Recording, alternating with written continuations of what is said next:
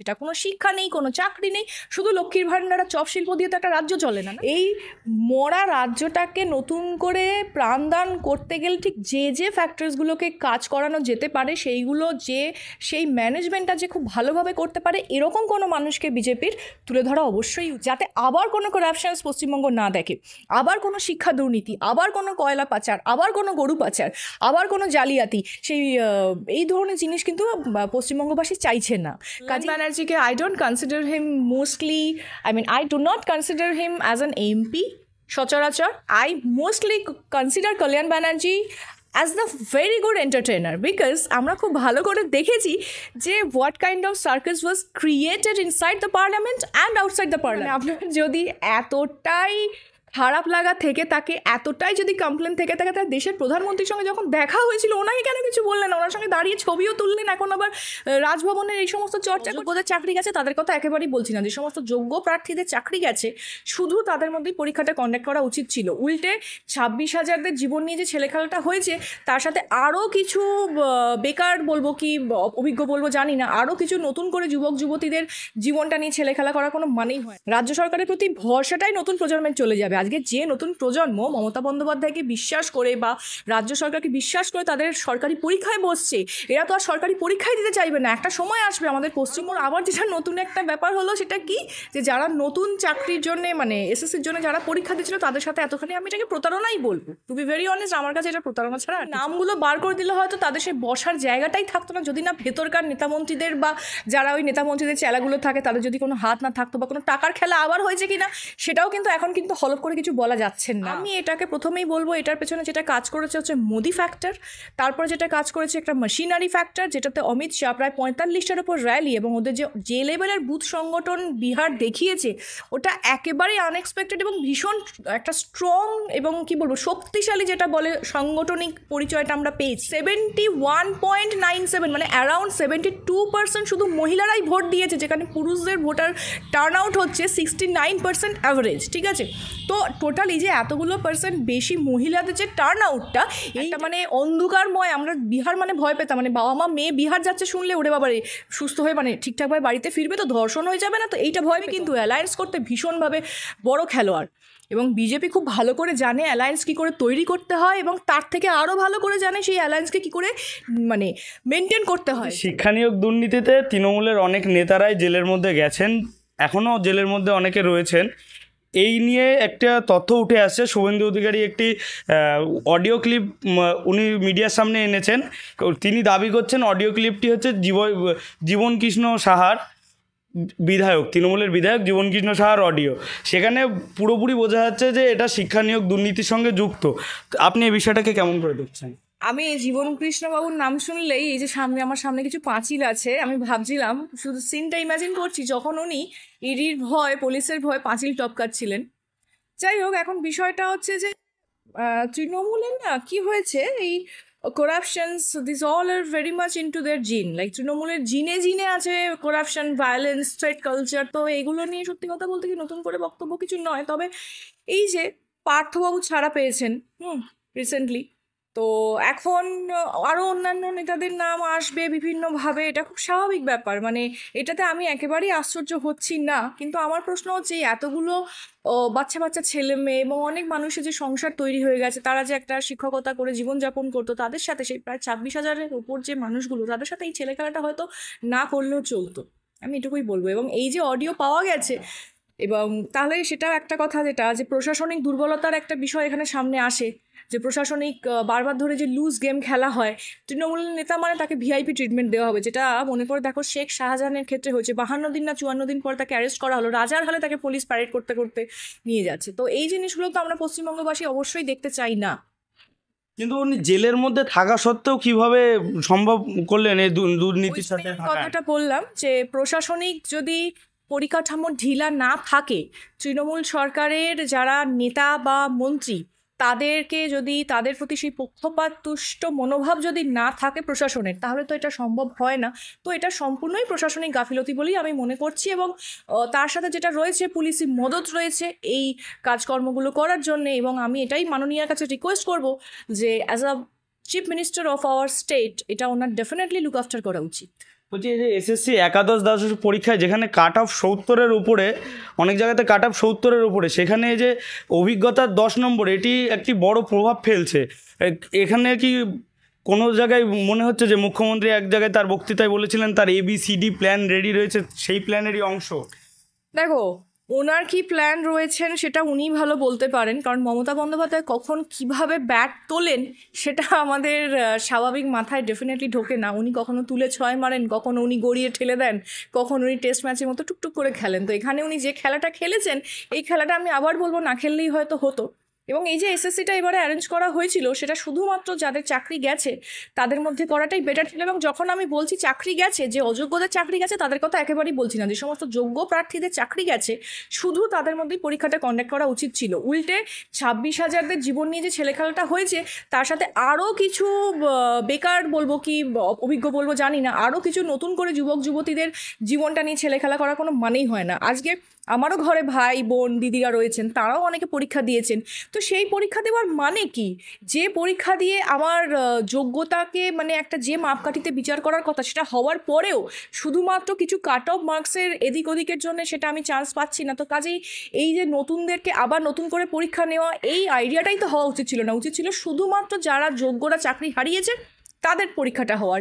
এবার দেখো, খেয়াল করে, একজন অলরেডি অযোগ্য ক্যান্ডিডেটের নাম পাওয়া গেছে। তার মানে কি? তার মানে ওরমভাবে তো যখন মানুষ ফর্ম ফিল আপ করছে, দেখে তো বোঝা যায় না কে যোগ্য কে অযোগ্য। কাজেই প্রথম থেকে যদি সেই নামটা পাবলিশ করে দিত সরকার, মানে রাজ্য সরকারের কথা বলছি, তাহলে হয়তো এই জিনিসটা হতো না। তাহলে সেই সব নামগুলো দেখেই তাদেরকে ব্লক লিস্টেড করে দেওয়া যেতে পারতো। এবং এই পুরোটাই কিন্তু ছিল হচ্ছে আমাদের রাজ্য সরকারের হাতে। যে ব্যাপারটা আমি বলবো হাইলি ইগনোর করা হয়েছে, এবং সেটা ডেলিভারেটলি করা হয়েছে কি ডেলিভারেটলি করা হয়নি, মানে করা সম্ভব হয়নি, সেটা সত্যি কথা বলতে কি আমার জানা নেই। তবে বর্তমান যে সিচুয়েশন চারদিকে দেখছি, এটা যদি ডেলিভারেটলি করা হয়েও থাকে, তাও তো আমি কিছু আশ্চর্য হব না। যারা নতুন প্রার্থী পরীক্ষায় বসেছেন তাদের তো পরীক্ষা হয়েছে 70-এর মধ্যে, কেউ 60 পেয়েও ইন্টারভিউতে ডাক পায়নি। অবশ্যই ওই জন্যই কথা বললাম যে এবারে শুধুমাত্র যোগ্য ক্যান্ডিডেটদের জন্যই হওয়ার কথা ছিল। কারণ ধরো আজকে যোগ্য ক্যান্ডিডেটদের যারা ছিল, যাদের চাকরি গেছে, তারা অলরেডি পরীক্ষা দেবে, এটা স্বাভাবিক। আমি হয়তো একজন নতুন প্রার্থী, নতুন ক্যান্ডিডেট, নতুন করে পরীক্ষাটা দিলাম। আমি যদি 75-ও পাই, দেখা গেল কাট অফ মার্কটা তো যেহেতু এক একটা জায়গায় এক এক রকমভাবে হচ্ছে, তো 75-এর হয়তো আমার কম হয়েছে বা 75 হয়েছে, আমি হয়তো পেলামই না। তাহলে আমি যে এতগুলো কষ্ট করে খেটে, এতগুলো দিন কষ্ট করে খেটে খুঁটে পরীক্ষাটা দিলাম, আমার তাহলে সেটা কি সঠিক বিচার হলো? আমার তো এই পুরো খাটনিটা ওয়েস্ট অফ, মানে আমার এনার্জি খাটনি সবটা তো ওয়েস্ট চলে গেল না? তখন কি হয়? তখন রাজ্য সরকারের প্রতি ভরসাটাই নতুন প্রজন্মে চলে যাবে। আজকে যে নতুন প্রজন্ম মমতা বন্দ্যোপাধ্যায়কে বিশ্বাস করে বা রাজ্য সরকারকে বিশ্বাস করে তাদের সরকারি পরীক্ষায় বসছে, এরা তো আর সরকারি পরীক্ষায় দিতে চাইবে না। একটা সময় আসবে আমাদের পশ্চিমবঙ্গ খালি হয়ে যাবে। আজকে বিএলওগুলোর সাথে কথা বলে দেখতে পাবে অর্ধেক বিএলওদের কাছ থেকে আমি নিজে এটা খবর পেয়েছি যে তারা যখন এসআইআর-এর জন্য বিভিন্ন জায়গাতে ফর্ম দিতে যাচ্ছেন এবং কালেক্ট করতে যাচ্ছেন, ফাঁকা বাড়িতে শুধু বৃদ্ধ বৃদ্ধারা বসে আছে, পথছে, তাদের ছেলেরা মেয়েরা সব গেছে। পশ্চিমবঙ্গে কোনো চাকরি নেই। এই যে এত বেকার যুবক যুবতীদের চাকরির আশায় পশ্চিমবঙ্গের বাইরে চলে যেতে হচ্ছে, আমরা কি সত্যি এমন পশ্চিমবঙ্গ চেয়েছিলাম? যাদের বাংলার মানুষকে এই পশ্চিমবঙ্গ চেয়েছিল, সেটা তো আমার মনে হয় না। কাজেই এই যে খালি বাড়িতে বৃদ্ধ বৃদ্ধারা বসে আছেন, এটা তো আমরা দেখতে চাইনি। তার উপর আবার যেটা নতুন একটা ব্যাপার হলো, সেটা কি, যে যারা নতুন চাকরির জন্য, মানে এসএসসির জন্য যারা পরীক্ষা দিচ্ছিল, তাদের সাথে এতখানি আমি এটাকে প্রতারণাই বলবো। টু বি ভেরি অনেস্ট, আমার কাছে এটা প্রতারণা ছাড়া আর কিছু নয়। একজন টেন্টেড প্রার্থীরও পরীক্ষায় বসার খবর পাওয়া গেছে ইতিমধ্যে। হ্যাঁ, সেটা আমি তখনই বললাম যে একজন টেন্টেড প্রার্থীরও পরীক্ষাতে বসার খবর পাওয়া গেছে। এবং এটা আমি ওই জন্যই বললাম, আমি একেবারেই এটা আশ্চর্য হচ্ছি না। কারণ প্রথমেই যদি রাজ্য সরকার টেন্টেড প্রার্থীদের নামটা ভালো করে সে তালিকাটাকে অ্যানাউন্স করে দিত সততার সাথে, অবশ্যই, যেটার খুব অভাব আছে বলেই আমরা মনে করছি, এবং সেটা বারবার এভিডেন্ট এবং প্রমাণিত আর কি। যাই হোক, তো সেই নামগুলো বার করে দিলে হয়তো তাদের সেই বসার জায়গাটাই থাকতো না, যদি না ভেতরকার নেতামন্ত্রীদের বা যারা ওই নেতামন্ত্রীদের চেলাগুলো থাকে তাদের যদি কোনো হাত না থাকতো, বা কোনো টাকার খেলা আবার হয়েছে কি না সেটাও কিন্তু এখন কিন্তু হলফ করে কিছু বলা যাচ্ছে না। কারণ সেই বিশ্বাসটাই তো মানুষের ভেঙে গেছে রাজ্য সরকারের প্রতি। বলছি, বিহারে এসআইআর হলো, তারপরে বিহারে ভোট, আর ভোটের পরে আমরা ফলাফলও জেনেছি যে বিহারে বিজেপি খুব ভালো ফলাফল করেছে।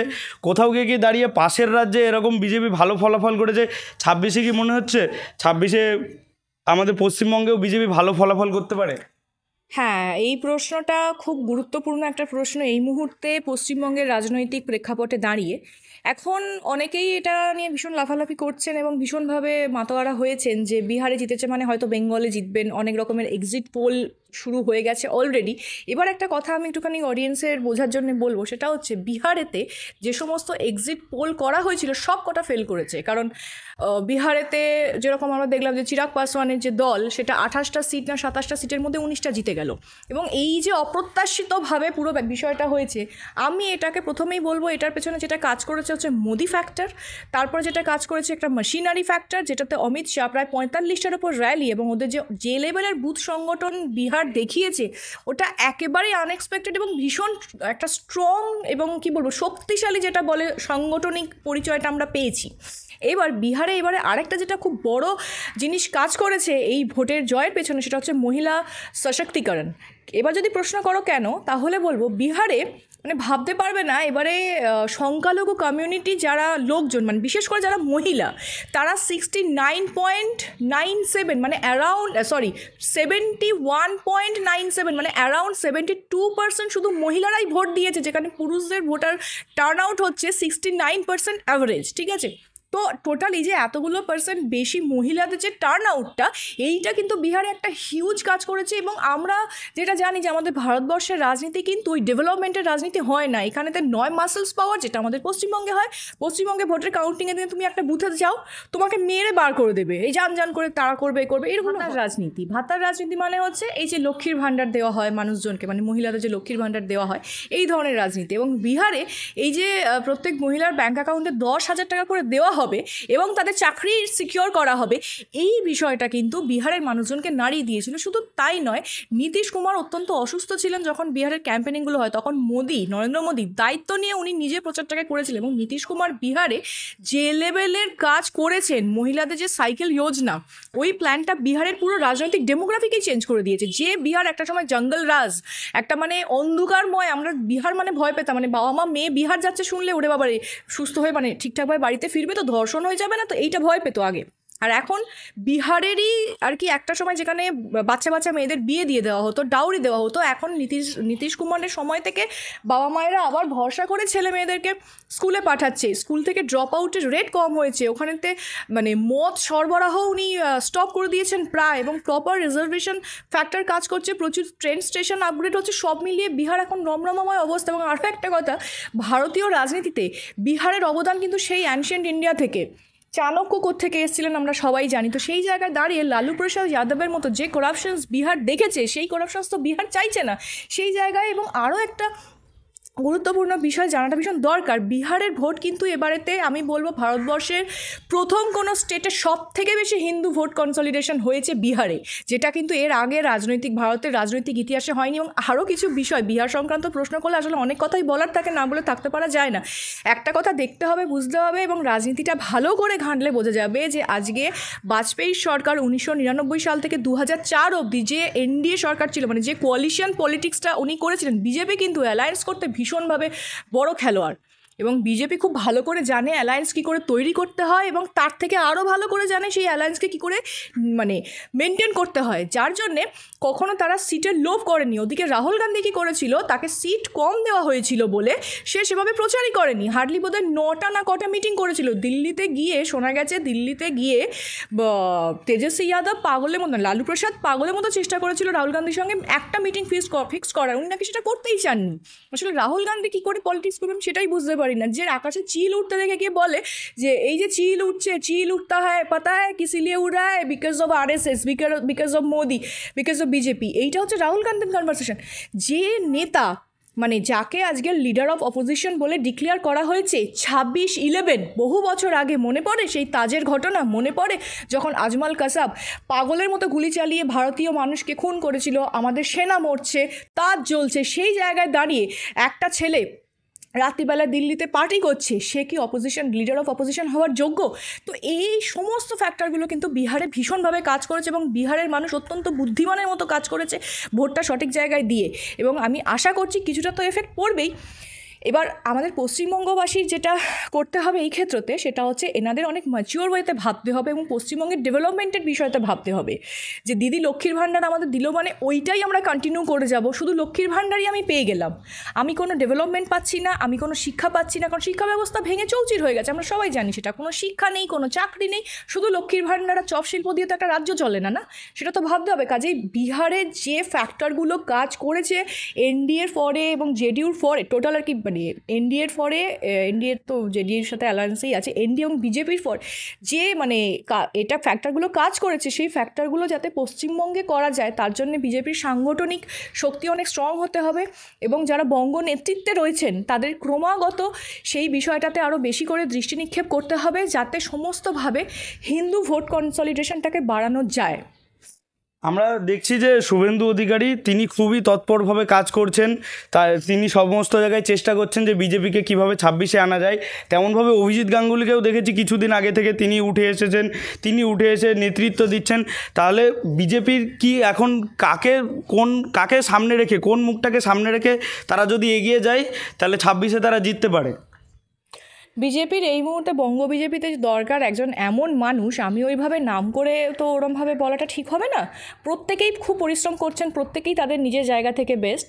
এবার সেই জায়গা থেকে বলতে গেলে আমি একটা কথা অবশ্যই বলতে চাইবো যে এমন কারোর ডেফিনেটলি বিজেপির তার মুখ হিসেবে ভাবা উচিত, সবার আগে সেই মানুষ যেন অত্যন্ত সৎ মানুষ হন এবং যাতে রাজ্য আজকে যে জায়গায় তলানিতে নেমে গেছে সেটা অবশ্যই ওভারনাইট কখনোই ঠিক হতে পারে না, কারণ একটা প্রসেসের মধ্যে সব কিছু থাকে, সেটা শিল্প ব্যবস্থা, অর্থ ব্যবস্থা, খাদ্য ব্যবস্থা, মানুষের culture, demography, everything is in a process, right? তো ওই প্রসেসটা একদিনে আমরা ফেলতেও পারি না, আবার একদিনে তুলেও দিতে পারি না। কাজেই এই মরা রাজ্যটাকে নতুন করে প্রাণদান করতে গেলে ঠিক যে ফ্যাক্টরসগুলোকে কাজ করানো যেতে পারে সেইগুলো সেই ম্যানেজমেন্টটা যে খুব ভালোভাবে করতে পারে এরকম কোনো মানুষকে বিজেপির তুলে ধরা অবশ্যই উচিত, যাতে আবার কোনো করাপশনস পশ্চিমবঙ্গ না দেখে, আবার কোনো শিক্ষা দুর্নীতি, আবার কোনো কয়লা পাচার, আবার কোনো গরু পাচার, আবার কোনো জালিয়াতি, এই ধরনের জিনিস কিন্তু পশ্চিমবঙ্গবাসী চাইছে না।